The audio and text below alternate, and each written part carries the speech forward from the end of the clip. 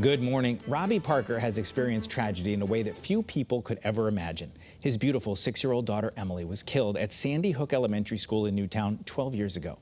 After her death, the conspiracy theories that her death and the deaths of her fellow students, teachers, and principal were all a hoax were put out into the world. One of the loudest voices was that of Alex Jones. Robbie Parker writes about it all in his new book. It's called A Father's Fight, taking on Alex Jones and reclaiming the truth about Sandy Hook. Robbie Parker joins us this morning. Robbie, thank you so much for being with us. I read the book. It's just a gripping account of what this was like from your perspective. What made you want to write it? Thanks for having me, Eric. Yeah, writing this book was never supposed to happen. This wasn't something that anybody was supposed to see. This was just my own process to try and figure out what grief was, and it snowballed into a lot more than I anticipated. And what I hope to accomplish in this book is just to really actually connect people to the grief process, what healing means for me, and hopefully they can connect that to things in their life that they need to heal from. And even though I have an outrageous story where I deal with a mass shooting and people with the likes of Alex Jones, there's a way to connect with my story and your story, and that's really what I hope to accomplish. And I was struck at the very beginning, before you even get into the story, you talk about visiting the memorial where the Sandy Hook Elementary School once stood. And you had a line in there that caused me to pause. It said, you wanted to make sure they were more than just how they perished. And you told so much about Emily and about signs that you believe that she's sending to you and your wife now.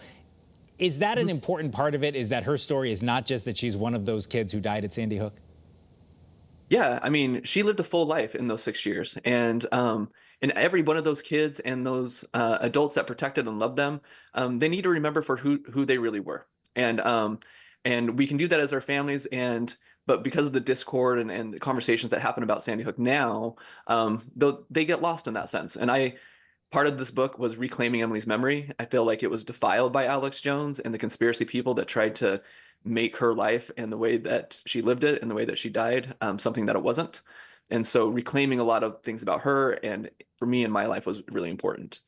You talk about the news conference that you gave very short in time, very close in time to the shooting, and wanting to come out and talk about your grief and talk about your daughter. And tell us about how that became sort of a symbol of these conspiracy crazies led by Alex Jones. That moment, that decision to talk about Emily turned out to be one you thought about a lot and still do, right? No, totally, absolutely. Yeah, I was just trying to get ahead of something that to me was quickly getting out of control. The media was relentless in coming to, I assume the other families, but to my family in particular as well. And they wouldn't stop, and I wanted to focus on grief. I wanted to focus on Emily and her sisters. And so I decided to give a statement, and that snowballed into something bigger than it was meant to be. And unbeknownst to me, I was the first parent that spoke publicly. And because I was the first person out there, there was a big spotlight on me that I never intended for. And that helped me become a target to Alex Jones. I did something, I was nervous, and I gave this kind of chuckle laugh thing as a way to kind of calm down. And they used that as fodder to say that I was acting and getting into character and that I was in cahoots with the government to abolish the Second Amendment. Just outrageous stuff. I know you talk a lot about the trial and about the humongous judgment that you and some of the other parents got against Alex Jones. I was struck. I just want to read you one line that you wrote and have you explain it to people. You said, when other people heard about the massacre of 6-year-old children at Sandy Hook and those who cared for them, they wept. When Alex Jones heard the same news, he salivated. Why do you believe he salivated? This was something that he had been building. I don't think it was specifically this thing, but he had been prepping his audience for the fact that people are out to get you, and they're trying to take away your rights, and we need to be leery of the government. And he said in his show, while I was in the firehouse waiting to learn if Emily was a victim or if she was alive, he was sowing doubts to his audience that the government stages these things. This is a hoax. We need to be prepared to fight.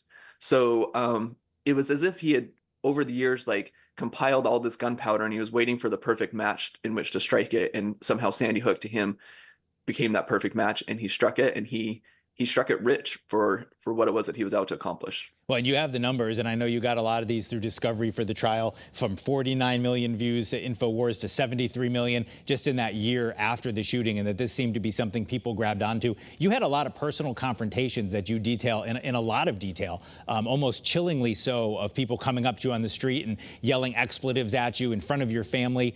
Has that, now that you've had this court win, has that calmed down, or is that something you think you'll always deal with?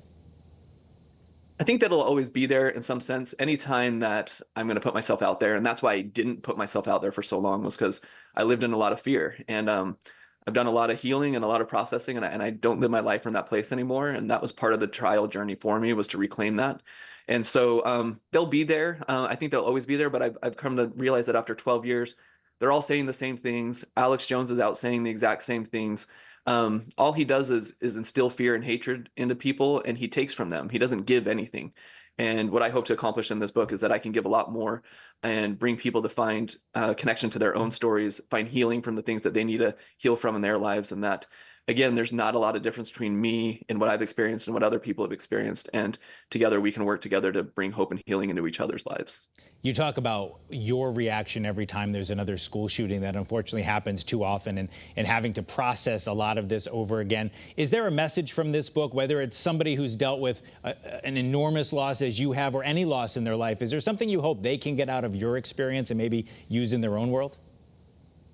I really hope so. I felt like that was a really hard needle to thread. And so what I really want people to do is, when, again, I'm talking about, like, I lived through this outrageous set of circumstances, but there's not a lot of separation between me and what you've gone through. If the hardest thing you've gone through is the hardest thing you've gone through, we're not in competition here.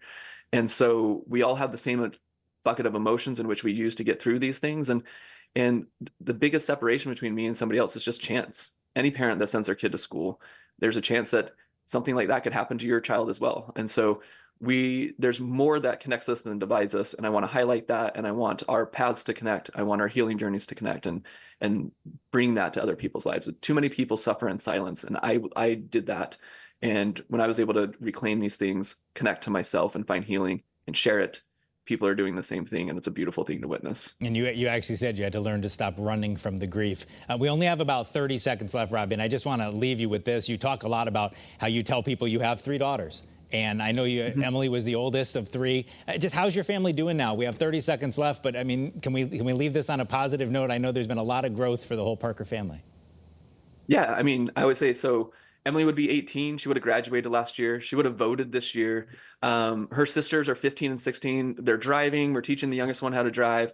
They have healthy relationships. They're connected to who they are. They're engaging with the world, and they're living exactly who they are. They are more than just the story about what happened to our family. They're living their own lives, and it's beautiful to witness.